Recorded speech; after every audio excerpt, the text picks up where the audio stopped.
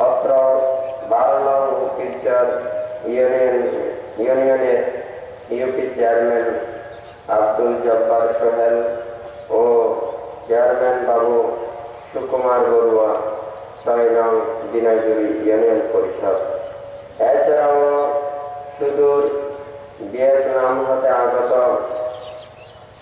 শ্রদ্ধাবান গায়ক গায়িকাদের Vietnam party ধর্ম গ্রুপের সদস্যবৃন্দ, এছাড়াও শ্রীলঙ্কা হতে ও এই দুতাঙ্গ কুটিরের সংশ্লিষ্ট বিহার কুটির সংগঠন পরিষদ গ্রামের শ্রদ্ধাবান গায়ক গায়িকা, অত্র যারা পার্বত্য চট্টগ্রাম ও দেশের টাউনের ঢাকা, চট্টগ্রাম ও বাংলাদেশের বিভিন্ন প্রান্ত হতে আগত সদ্ধর্মের পূজারী শ্রদ্ধাবান গায়ক গায়িকা বৃন্দ, সদ্ধর্ম দেশনার প্রারম্ভে প্রত্যেকের প্রতি মুক্তিময় আশীর্বাদ জানাচ্ছি। দেশনার প্রারম্ভে কয়েকটা কথা বলতে হয়। আজকে এই মহতি পুণ্যানুষ্ঠানকে কেন্দ্র করে যাহারা বিভিন্ন দানময় কর্ম সম্পাদন করেছেন, এই দুতাঙ্গ কুটিরের উদ্দেশ্যে যারা ভূমিদান করেছেন, প্রয়াত রূপেন্দ্র বিকাশ বড়ুয়া ও স্বর্গীয়া কীর্তিকণা বড়ুয়ার পুণ্যতিথি রক্ষার্থে তাহাদের 3 পুত্র জুয়েল বড়ুয়া, রয়েল বড়ুয়া ও পাবেল বড়ুয়া তাহাদের পৈতৃক সম্পত্তি দুতাঙ্গ কুটিরের উদ্দেশ্যে দান করেছে। আবুলপুর নিবাসী আনন্দ প্রসাদ বড়ুয়া ও সহধর্মিনী দীপিকা বড়ুয়া দুতাঙ্গ কুটিরের উদ্দেশ্যে 10 গন্ডা নাম জমি দান করেছেন। আবুলপুর নিবাসী মুক্তিযোদ্ধা বাবু বিদ্যুৎ বড়ুয়া 5 গন্ডা নাম জমি দান করেছেন। পরলোকগত অমল চন্দ্র বড়ুয়া ও সহধর্মিনী রেণুকণা বড়ুয়ার পুণ্যতিথির উদ্দেশ্যে তাহাদের পুত্র প্রকৌশলী দোলন কুমার বড়ুয়া ও কৃপন কুমার বড়ুয়া নন্টু অত্র ভূমি সহ পিণ্ড দানঘর দুতাঙ্গ কুটিরের উদ্দেশ্যে দান করেছে। তাহাদের এই পুণ্যময় কর্মের সাথে যারা এই প্রবর্জ্য অনুষ্ঠানকে কেন্দ্র করে প্রত্যেক দিন প্রবর্যাত্রী সহ অনুত্তর পুণ্যক্ষেত্র ভিক্ষু সংঘদের ও স্বেচ্ছাসেবকের চতুর্পত্যাদি দানে অংশগ্রহণ করেছেন। এছাড়াও পার্বত্য চট্টগ্রাম ও স্থানীয় বিভিন্ন দেশের গ্রাম থেকে যারা সম্পৃক্ত হয়েছেন তাহাদের কায়িক, আর্থিক, বাচনিক এবং সহযোগিতার মাধ্যমে যে পুণ্যরাশি সঞ্চয় করেছেন আপনাদেরকেও পুনঃ আবার আশীর্বাদ জানাচ্ছি। আজকে এখানে যে সমবেত হয়েছেন মহাকারণিক তথাগত বুদ্ধের সেই বিরাটময় ধর্ম, ত্যাগময় ধর্ম শ্রবণকে কেন্দ্র করে বিভিন্ন কুশলাদি পুণ্যকর্ম সম্পাদন করেছেন। মহাকারণিক বুদ্ধের বাণী শিক্ষা যতক্ষণ পর্যন্ত মানুষের অন্তরের মধ্যে প্রতিষ্ঠিত হবে না ততক্ষণ পর্যন্ত মানুষের চেতনার মধ্যে সেই উন্মত্ততা, লোভ, দেশ, মোহে আচ্ছন্ন হিংসায় জর্জরিত কলুষিত সেই চেতনাকে দূরীভূত করা সম্ভব নয়। বুদ্ধ বলেছেন, লোভ অগ্নি, দেশ অগ্নি, মোহ অগ্নি। সাধারণ অগ্নিকে নির্বাপনের জন্য পানির প্রয়োজন, শীতল পানির প্রয়োজন, বালির প্রয়োজন। ঠিক তদ্রূপ মানুষের অন্তরের লোভাগ্নি, দেশাগ্নি, মোহাগ্নি এগুলোকে নিবারণ করার জন্য নিজের অন্তরের মধ্যে মৈত্রী, করুণা, মুদিতা, উপেক্ষা এই চতুর্বিধ চেতনা উৎপন্ন করতে হবে। আমরা সাধারণত দেখতে পাই একজন মানুষ কখনোই ভদ্র হয় যখন সে মানুষের চেতনার মধ্যে এটা উৎপন্ন হয় মৈত্রী চেতনা, করুণার চেতনা, মুদিতা চেতনা উৎপন্ন না হলে তাহাদের অন্তরের মধ্যে সেই ভালো কর্ম করা, সহযোগিতা করা, অপরকে উপকার করা সেই চেতনা জাগ্রত হতে পারে না। আজকে আপনারা যেই শুভকর্মের পরিচয় দিয়েছেন, শুভ চেতনার পরিচয় দিয়েছেন, বুদ্ধির ধর্ম বাণী বলতে হয়। বুদ্ধ বলেছেন,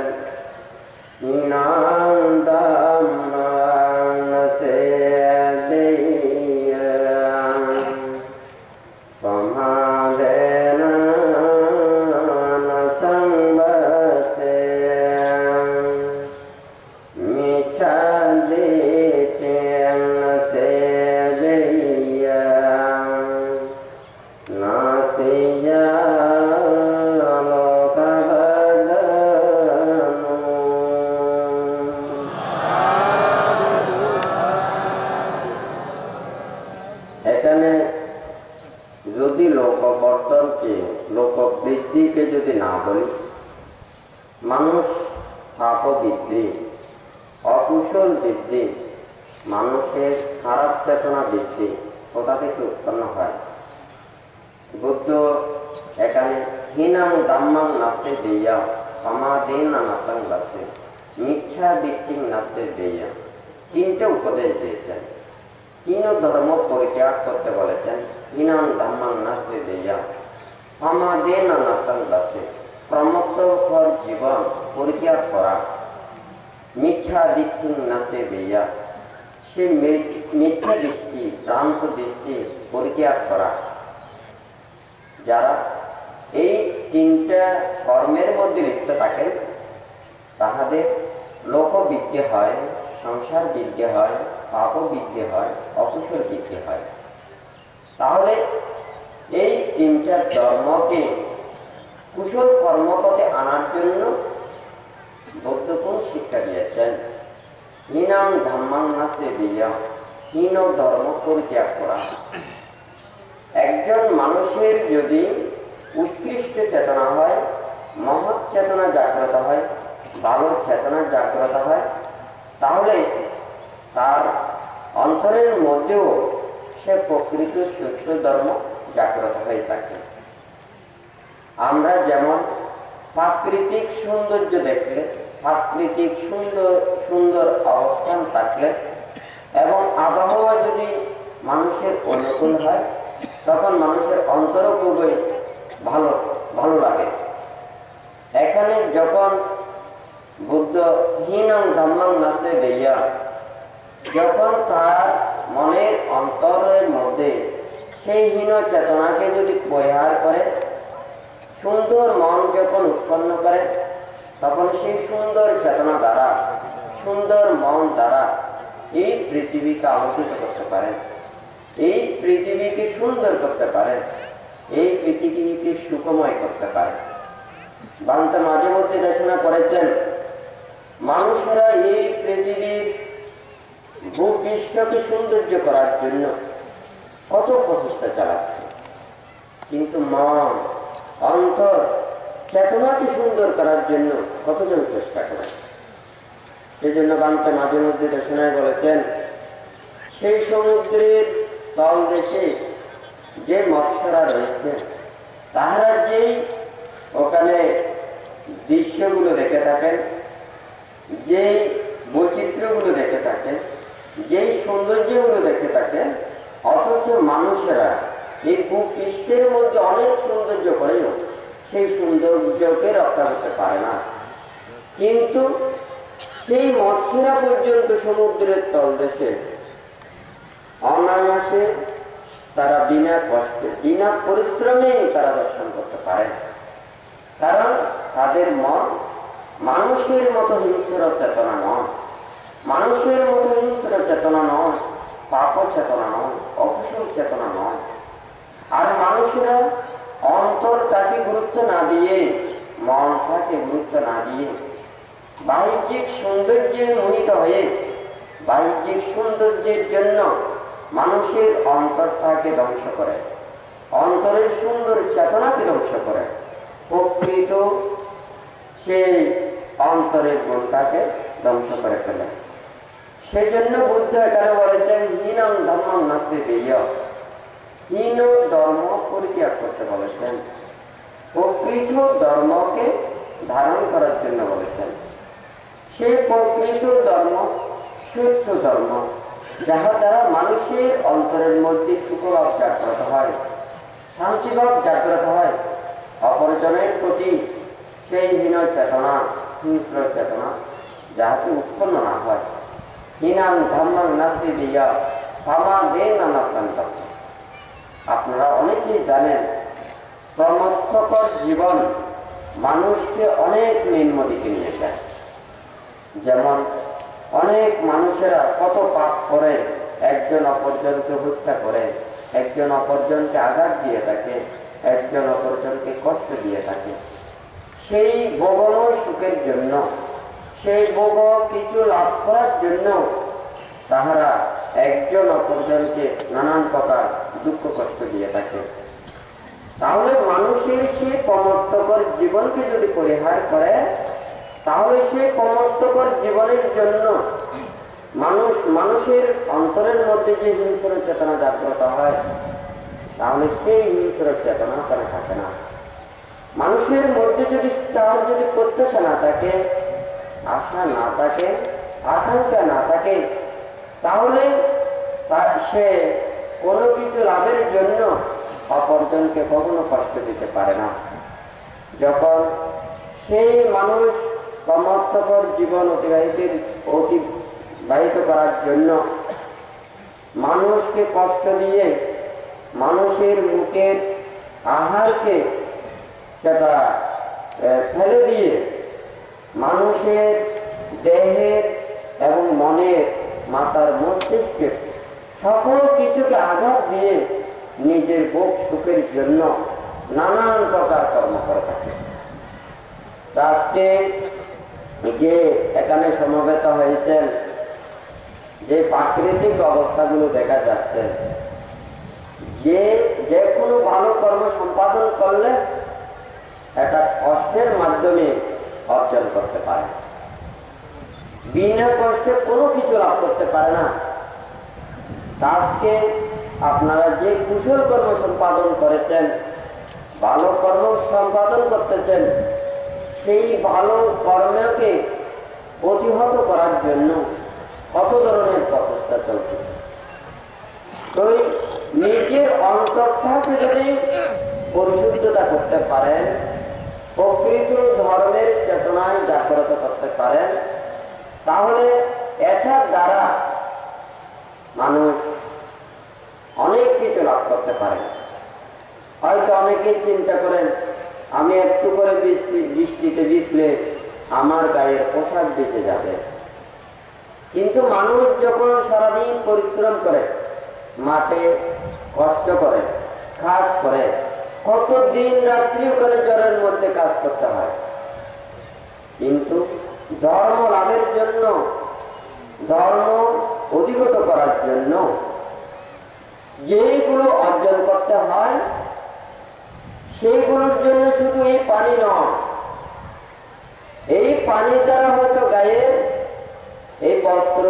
শিখতে পারে, কিন্তু মানুষের ধর্মরস, ধর্ম চেতনা যখন অন্তরের মধ্যে জাগ্রত হয়, তখন মানুষের অকুশল চেতনাগুলো সেখান থেকে তিরোহিত হয়ে থাকে।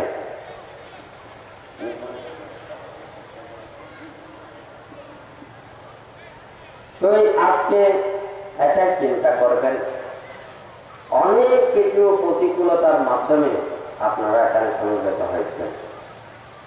যেখানে ভালো কাজ করবেন সেখানেই মারের উপদ্রব থাকে, যেখানে আপনার মহৎ কিছু লাভ হবে সেখানেই অনেক প্রতিবন্ধকতা থাকে, যেখানে আপনি কোনো কিছু অর্জন করবেন সেখানেই অনেক ধরনের প্রতিবন্ধকতা সৃষ্টি হবে। এটা জাগতিক নিয়ম। কোন মানুষ উপরের দিকে উঠতে চাইলে কোনোদিন বিনা কষ্টে উঠতে পারে না, সেটাকে পরিশ্রমের মাধ্যমে, কষ্টের মাধ্যমে, ত্যাগের মাধ্যমে নিজেকে অর্জন করতে হয়। যারা বিনা কষ্টে পেয়েছে, যারা বিনা কষ্টে লাভ করেছে, তাদের সেই কষ্টের মাধ্যমে লাভ না করলে যতই কিছু মূল্যবান হোক না কেন, কিন্তু মানুষের তাহার প্রতি সেই দরদ থাকে না। আর যদি মানুষের সেই অনেক কষ্ট করে পরিশ্রম করে যদি একটা মাটির দলাও যদি বিদেশ থেকে আনে, সেই মাটির দলাকেও অনেক যত্ন সহকারে মানুষ রক্ষা করার জন্য চেষ্টা করে। তাহলে মুক্তির জন্য, সততার জন্য, ন্যায়ের জন্য, ভালো কিছু অর্জনের জন্য মানুষকে অনেক কিছু ত্যাগ করতে হবে। বুদ্ধ দেশনায় বলেছেন, আপনারা সারাদিন কষ্ট করে পরিশ্রম করে টাকা পয়সা উপার্জন করেন, যখন আপনার কোনো অসুখ বিসুখ হয়, যখন বিপদাপন্ন হয়, সেই রক্ত বেচা টাকা, অর্থ, এগুলো দিয়ে কি করেন, সেই রোগ থেকে নিরাময়ের জন্য চেষ্টা করেন, হয় নাকি নয়? আর যদি মনে করেন আপনাদের সামনে কোনো একটা বাঘ এসেছে, ভাল্লুক এসেছে, আপনাকে খেয়ে ফেলবে, আপনাকে মেরে ফেলবে, আপনাকে খন্ড খন্ড করে ফেলবে, তখন সেই বাঘ যদি আপনার হাতটা ধরে, আপনার জীবন রক্ষার জন্য অঙ্গটা পরিত্যাগ করবেন, সে হাতটা পরিত্যাগ করবেন, একটা চোখ পরিত্যাগ করবেন, পা পরিত্যাগ করবেন, অঙ্গ পরিত্যাগ করবেন, হয় নাকি না? বুদ্ধ বলেছেন, সেই সত্য রক্ষার জন্য, জ্ঞান লাভের জন্য, শ্রদ্ধা লাভের জন্য মানুষের সেই জীবনকেই পরিত্যাগ করতে হয়। তাহলে সেই প্রকৃত জ্ঞান, প্রকৃত সত্য অর্জনের জন্য প্রত্যেক মানুষকে সচেষ্ট থাকতে হবে। যেহেতু এখানে অনেক দূর দূরান্ত থেকে এখানে সমবেত হয়েছেন, শুধু বাংলাদেশ নয়, বিভিন্ন বিদেশ থেকেও এখানে শ্রদ্ধাবান উপাসক উপাসিকারা সমবেত হয়েছেন। বাংলাদেশের পার্বত্য চট্টগ্রামে যে বিভিন্ন রাঙ্গামাটি, বান্দরবন, খাগড়াছড়ি, অনেক দূর দূরান্ত থেকে গায়ক গায়িকারা সমবেত হয়েছে। এখানে যদি 10,000 মানুষও হয়, অন্তত ওখানে 500-600 গ্রাম অঞ্চলে অনেক দূর থেকে এখানে সমবেত হয়েছে। এই কথাটা বলারও অর্থ আছে। এই রাউজান থানা, এই যত বৌদ্ধ গ্রাম রয়েছে, বৌদ্ধ ধর্মীয় প্রতিষ্ঠান রয়েছে, অনেক ধর্মগুরু রয়েছে, কিন্তু যতই কিছু থাকুক না কেন, ধর্ম মানুষের অন্তরের মধ্যে যতক্ষণ পৌঁছবে না, সেই ধর্ম কোনোদিন মানুষকে কার্যকারিতা করতে পারবে না। বাংলাতে মাঝে মধ্যে দেশনায় বলেন, একটা ছোট কাষ্ঠ, সেই কাষ্ঠ যদি তলসিক্ত হয়, সেই সমুদ্রের যদি তলদেশেও যদি ওখানে পুঁতিয়ে রাখা হয়, এক ফোঁটা পানিও সেই কাষ্ঠের মধ্যে ওখানে প্রবেশ করতে পারে না। মানুষের অন্তর যখন মিথ্যা দৃষ্টিতে আবৃত থাকে, মিথ্যার মধ্যে জড়িত থাকে, ভ্রান্তের মধ্যে জড়িত থাকে, তখন কিন্তু সেই মিথ্যার আচ্ছন্নের কারণে প্রকৃত সত্য তাদের অন্তরের মধ্যে কখনো করতে পারে না, যার কারণে আজকে এত হাজার হাজার মানুষ, এত দেশ বিদেশ থেকে কত পুণ্যার্থী মানুষ, অনেক দূরবর্তী স্থানের মানুষ আজকে ধর্মের জন্য এই দুতাঙ্গ কুটিরে আসে। এই দুতাঙ্গ কুটিরে ধর্ম শ্রবণ করে, পুণ্য অর্জনের জন্য আসে, ধর্ম শ্রদ্ধার জন্য আসে। কিন্তু অনেক দুর্ভাগ্যের বিষয়, যখন গত বছর এখানে কঠিন শিবর দান অনুষ্ঠিত হওয়ার কথা বলে, তখন থেকে ভ্রান্তের নামে কত প্রকার মিথ্যা অপবাদ, গালি গালাজ, নানান কিছু বলে এই পুণ্যময় অনুষ্ঠানকে বানচাল করার জন্য যে প্রচেষ্টা চালিয়েছে, বাংলাদেশের আনাচে কানাচে ভ্রান্তের নামে নানান ধরনের মিথ্যা অপবাদমূলক যে লিফলেট ছাড়িয়ে যারা বৌদ্ধ ধর্ম অবলম্বী এবং যারা বৌদ্ধ ধর্ম অবলম্বী নয় তাদের মধ্যে ভ্রান্তের নামে মিথ্যা চেতনা উৎপন্ন করার জন্য যে অপপ্রচেষ্টা চালিয়েছে, আমি ভ্রান্তে আসলে এগুলো বলতে চাই না, তবু বলতে হবে, যেহেতু এই কথা তো সেটা কোনো মুখের ভাষা নয়, লিখিত ভাষা।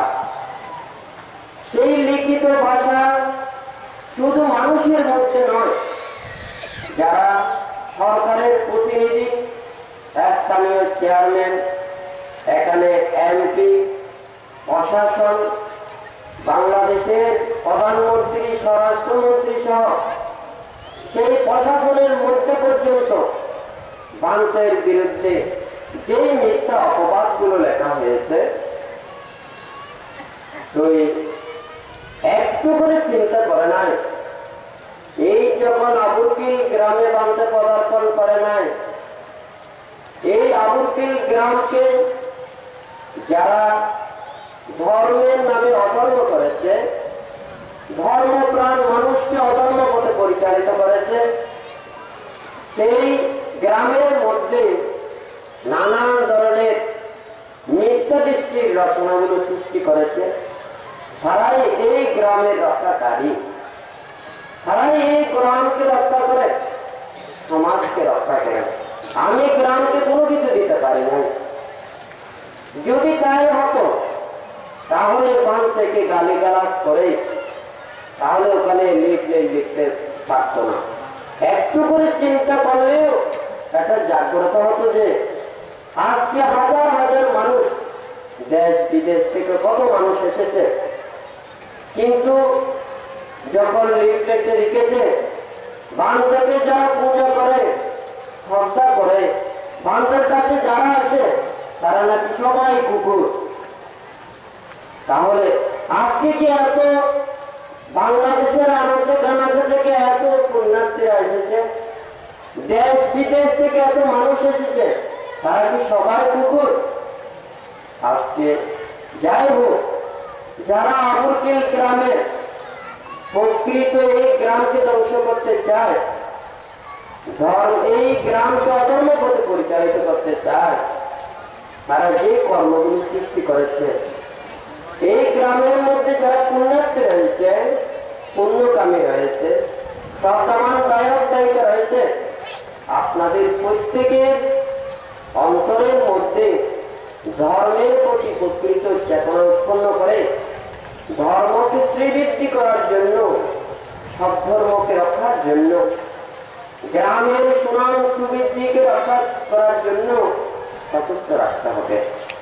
না হয় এই গ্রামের সেই কিঞ্চিত ভুলের কারণে অনেক ধরনের বিপদ হতে পারে। এই দেশের মধ্যে শুধু আবুরকিল গ্রাম নয়, এই একটা বৌদ্ধ গ্রাম আর এখানে শত শত হাজার হাজার বৌদ্ধ গ্রাম। তাহলে এই হাজার হাজার বৌদ্ধ গ্রামকে অবজ্ঞা করে, তুচ্ছ তাচ্ছিল্য করে তাহলে এইভাবে মিথ্যা অপবাদ দেওয়াটা কখনো সমীচীন নয়।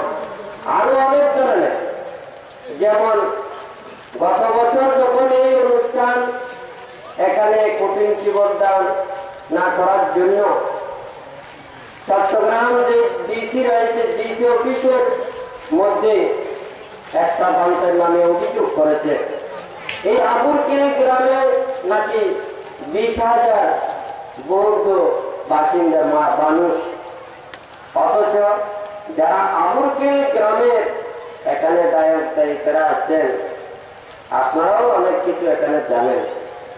এখানে 3টা বিহারে যে দায়ক রয়েছে, পরিবার রয়েছে যারা পিণ্ডদান করে, অজন্তা বিহার, গৌতম বিহার এবং কেন্দ্রীয় বিহার। এই 3টা বিহারের মধ্যে 100-এর অধিক ওখানে পলাশবাইয়ের পরিবার দিয়ে থাকে। আর যদি অন্যান্য যেগুলো এখানে আছে, কোনোটাতে 50টার বেশি, কোনোটাতে 30টার বেশি, কোনোটা 20টার বেশি, তো সবগুলো মিলে এখানে কিন্তু 500 পরিবার হয় না। সেই 500 পরিবারের যদি ওখানে 10 জন করেও যদি সদস্য হয়, তাহলে ওখানে 5000 মানুষ হয়। কিন্তু এখানে তো একটা পরিবারের তো 10 জন করে ওখানে সদস্য থাকে না, তাহলে ওখানে 5000ও ওখানে হতে পারে না, 3-4 হাজার ওখানে হয়তো মানুষ হতে পারে। কিন্তু ওখানে লিস্টে লিখেছে 20,000 এখানে আবুরকিল গ্রামের বলে বৌদ্ধ জনগণ একত্রিত হয়ে চলে। যারা এগুলো করেছেন সাধারণ মানুষের মিথ্যে আশ্রিত হতে পারে, কিন্তু যারা বৌদ্ধ ধর্মগুরু তারা তো মিথ্যায় আশ্রিত হতে পারে না। আপনারা অন্যায় করেন, পাপ করেন, অকুশল ধর্মের রত থাকেন, আপনাদের কি ধর্মের গানে দিয়ে, সৎ শিক্ষা দিয়ে, সৎ উপদেশ দিয়ে আপনাদেরকে ভালো পথে আনতে হবে, নাকি না? আপনাদেরকে সেই সৎ উপদেশ না দিয়ে যদি ওখানে কুমন্ত্র দেওয়া হয়, মিথ্যা অপবাদ দেওয়া হয়, তাহলে আপনারা সেটাকেও চিন্তা করে দেখুন। এখন যদি আমি বলি এই এটার জন্য যারা কিছু করেছে, যারা সোচ্চার হয়েছে, এটার জন্য যারা প্রতিবাদ করেছে, তারা নাকি এখানে সমাজকে বিভক্ত করেছে, সমাজকে ধ্বংস করতেছে, সমাজকে এখানে মানে কলঙ্কিত করতেছে। কিন্তু যারা এখন যদি এটা বলি এই 20,000 যদি এখানে মানুষ না থাকে, এখানে যদি 4-5 যদি 3-4 হাজার যদি মানুষ থাকে, তাহলে ওখানে যে মানে 6-7 হাজার আর কোনো লোক সংখ্যা নেই। তাহলে তো এই আবুরকিল গ্রামে কোনো ছাগল, হাঁস, মুরগি, পশু পক্ষী কোনো কিছু এখানে বাস করবে না।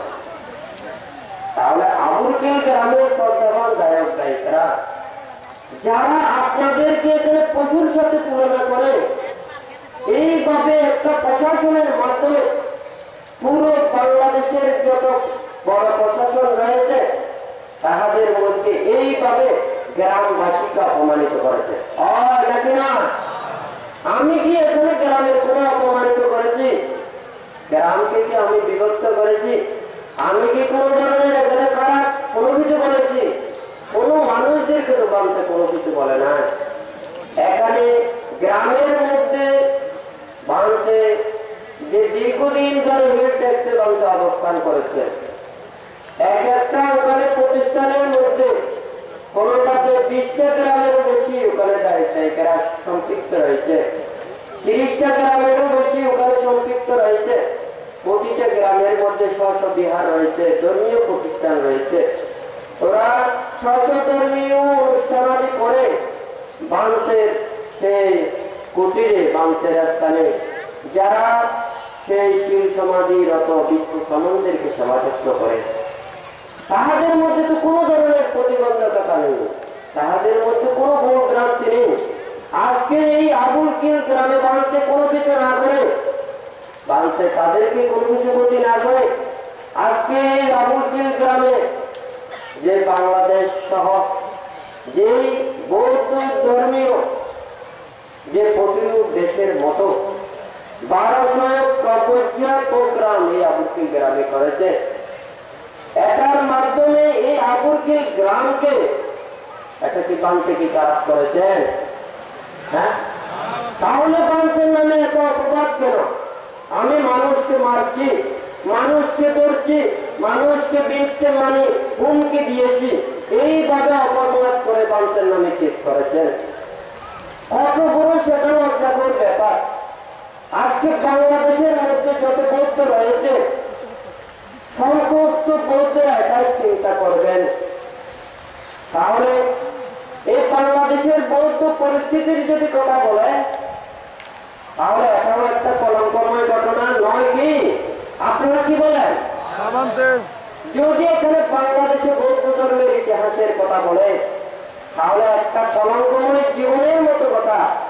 তাহলে আবুরকিল গ্রামকে ওখানে লিপিবদ্ধ করবেন। তাহলে এই গ্রামের যারা পুণ্যার্থী রয়েছে, শ্রদ্ধাবান দায়ক দায়িকারা রয়েছে, এই গ্রামকে রক্ষার জন্য, এই গ্রামকে প্রকৃতপক্ষে ধর্মের পথে আনার জন্য আপনাদেরকে চিন্তা করতে হবে। আমি কিন্তু কোনো ধরনের বিচারণায় যাব না, কোনো অফিসে যাব না। আমার বিচার হবে মানুষের সামনে। আমি মানুষের কাছে সেটা ছেড়ে দেব। মানুষেরা যদি বলে আমি অন্যায় করেছি, অপবাদ করেছি, খারাপ করেছি, তাহলে মানুষের সামনে, সবার সামনে আমি শাস্তি ভোগ করতে মানুষের কাছে কোনো ধরনের দিতে থাকবে না। অথচ মানুষে কোনো ধরনের কাউকে হুমকি না দিয়ে, কাউকে তিরস্কৃত না করে, মানুষে কাউকে কোনো কিছু খারাপ না বলে আজকে কেন এত মিথ্যা অপবাদ? প্রত্যেক মানুষকে একটা সোচ্চার হতে হবে। প্রাকৃতিক যতই দুর্যোগ হোক না কেন, প্রাকৃতিক যতই কিছু হোক না কেন, কিন্তু মানুষের অন্তরকে কেউ ব্যাগ করতে পারবে না। তো যাই হোক, আজকে এই অনুষ্ঠানে এটাই বলব, এই আবুরকিল গ্রামের মধ্যে যারা ধর্মকে রক্ষা করতে চায়, ধর্মকে আচরণ করতে চায়, প্রত্যেকের একটা চিন্তা করতে হবে। যাতে যেহেতু এখানে অনুষ্ঠানে অনেক কিছু এখানে উৎসর্গ কর্ম রয়েছে, এখানে দেখানো হবে, সেই ওখানে বসতে পারবেন, এখানে বারান্দাতেও বসতে পারবেন। অংশগ্রহণ করে আপনারা যাতে পুণ্য লাভ